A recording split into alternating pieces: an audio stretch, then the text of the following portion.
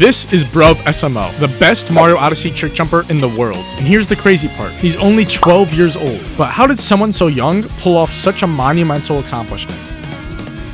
To understand Bruv's rise, we need to first dive into the world of trick jumping itself. So, what even is a trick jump? At its core, it's pulling off a jump going from point A to point B in a way that most players would think is impossible. It's simple in concept, but trust me, it's a lot more complicated than that. And a question I always get asked is, why do people even trick jump? Why spend hours, sometimes days, grinding the same impossible jump over and over again? For some, it's about bragging rights. For others, it's about pushing the games beyond its limits. I actually asked Bruv what motivated him to become the best trick jumper in the world, and he said he just found it fun. But how can we actually know who the best trick jumper in the world is? Well, that's where the difficulty ratings come into play. In 2017, when Mario Odyssey first released, people started doing trick jumps that they called impossible jumps. Take this jump called the Metro Impossible. This used to be the hardest trick jump back in the day. But now, as people have learned new techs and gotten better at the game, this jump is considered to be one of the easiest in the entire game. But how does this even happen? As trick jumping got more and more advanced, people eventually formed the Trick Jumping Discord server, where people would share jumps and rate them on a difficulty scale from 0.5 all the way to 10. 0.5 out of 10 jumps were considered the easiest, then 1 out of 10, then 1.5, and so on all the way to the 10 out of 10 jumps. But after a few years, people were getting even better, and they decided to add several more tiers of difficulty past the 10 out of 10s. These were called the elite trick jumps, and these were only reserved for the hardest jumps in the game. Even though the elites were extremely difficult, they were still very unbalanced, so they broke the elites up into several tiers of their own.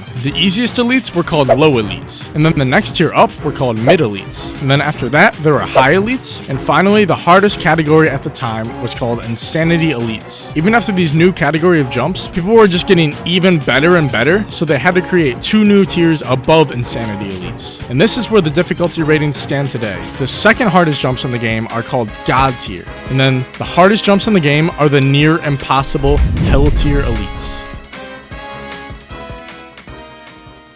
So let me explain the different types of jumps. There are 3 different types of jumps in Super Mario Odyssey. You have the triple jumps, the vaults, and the yellow drams. I'm going to do my best to explain how each of these work at the top level of trick jumping. First off, we have the triple jump. We all know the triple jump in Mario games, but this takes that idea to the extreme. First, we start off with something called a roll cancel, which, well, cancels your roll. Then, you want to perform the triple jump, and top level trick jumpers use a tech called snapshot buffering. This is used in order to perform the triple jump at the last frame possible, getting you the max distance. Then, after you do the triple jump, they do something called a triple throw. Then after the triple throw, they do a rainbow spin, and finally they perform a cappy dive and perform the final dive. But it's not done yet, because they go into snapshot mode again. But why? Well, they're looking for something called an upwarp. Basically what an upwarp is even though it looks like you might not make the jump, you get a tiny boost upwards, which can help make certain jumps possible. The only problem is that upwarps are random. The trick jumping community still doesn't know exactly how these work, so you kind of just have to hope and pray that you land one. Also, another tech that only the most difficult triple jumps use is a tech called moonwalk. Basically, by landing the triple jump while you're backwards, you can get even more distance. This is only a very, very top level tech though, and only the best of the best use this. The next jump type are the vaults. For these, you have to throw out Cappy and roll on top of him to perform the Cappy vault. And then the fun part is up. Top level trick jumpers use something called relax tech. By holding neutral on the control stick and shaking the controller twice, and then rainbow spinning, you can get a crazy amount of distance. After using this relax tech, you just finish off with the final dive, and then pray you get that upward. And then the final type of jump are called yellow drams. These are performed by throwing out Cappy 3 times for the triple throw, and then performing a long jump off of Cappy, and then using the relaxed tech I just talked about, and then performing the final dive with the dreaded upwarp. These 3 jumps make up nearly every trick jump in Super Mario Odyssey, and these are what Bruv SMO has truly mastered. Now that we understand trick jumping, it's time for the big question. How in the world did a 12-year-old become the best trick jumper in the entire world? Bruv started his journey just 3 years ago in 2022. He says it was his brother, and also a couple of my videos, that got him into it. So technically, I'm the reason he's the best trick jumper in the world. No, I'm kidding. But what's not a joke is how insanely fast he leveled up. Just 1 month after starting, Bruv landed his very first elite. Just a few months after, he had already landed his first insanity elite called True Lunch Gap.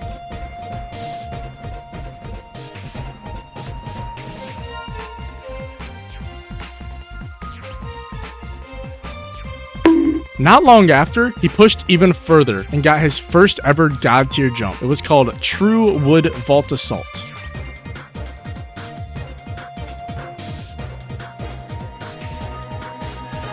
That jump has since been lowered in its difficulty, but at the time, it was a God tier. But that didn't really matter because soon after, he claimed another God tier, True Gourmet Rise, which is still a God tier today.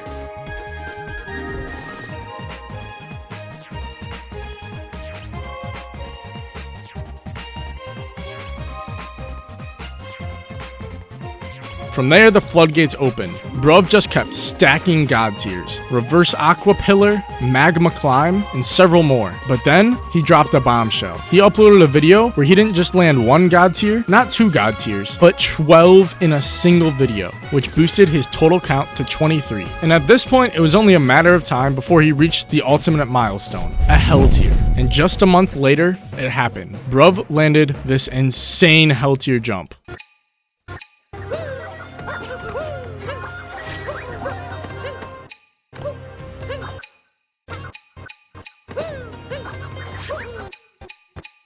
Unfortunately, it eventually got lowered to a God tier, but that didn't matter for Bruv because only months later, he came back even stronger. First with Toad Attack, which at the time was considered the second hardest jump in the entire game.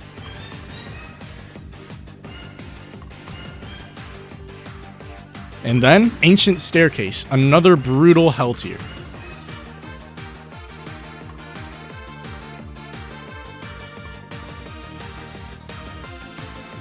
At this point, Bruv wasn't just some kid doing jumps. He was ranked among the top 20 trick jumpers in the world. But how do we know that? Well, the community tracks everything on a ranking spreadsheet, where each jump gives you points based on how difficult it is. Bruv's rapid climb through God tiers and Hell tiers shot him straight up the leaderboard. But the crazy part, he was only just getting started.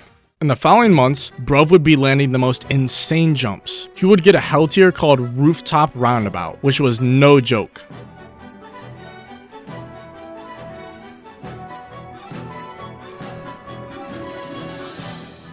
He would also go on to get 2 more Hell tiers called Rider Provolone Pass and Tower Turnabout. On top of this, he would also be grinding out God tier jumps, and guess how many God tiers Bruv had at this point? 176 God tiers. From here, Bruv would get a new hardest jump, and it was called One Player Abyss. And just take a look at this jump because it's incredible how people are even able to do this. If you've never really tried these jumps before, I highly suggest you should just try them out to see how insanely difficult they really are. It's been 4 months since he was top 20, so let's see how he's doing now. Yeah, so after just 4 months, he had gone from top 20 in the world to top 5. Bruv was so close to becoming the best trick jumper in the world, it would just take him 200 more points. And just a couple weeks later, Bruv was able to overtake Bell and become the 4th best trick jumper in the world. At this point, Bruv had all the skills he needed to be the best. All he really needed to do now was grind out some trick jumps. And that's what he did. Over the next 2 months, Bruv went absolutely insane and managed to complete every single main God and Hell tier jump. And because of this, on July 2025, Bruv had finally done it. He had become the best trick jumper in the world at just 12 years old.